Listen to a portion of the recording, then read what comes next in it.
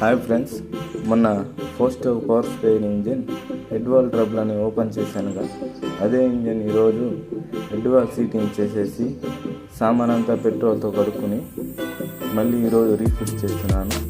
అలాగే మీరు ఎప్పుడైనా పొలంలో పవర్ స్ప్రేయర్ ఆగిపోయినప్పుడు సొంత ప్రయోగాలు చేసి అయినా స్టార్ట్ కాకుంటే మెకానిక్ దగ్గరికి తీసుకెళ్ళి ఉంటారుగా. మీరు ఎప్పుడైనా ఈ విధంగా చేస్తుంటే కామెంట్ సెక్షన్లో తెలియజేయండి. అలాగే ఈ వీడియో కనుక మీకు నచ్చినట్లయితే లైక్ అండ్ సబ్స్క్రైబ్ చేయండి.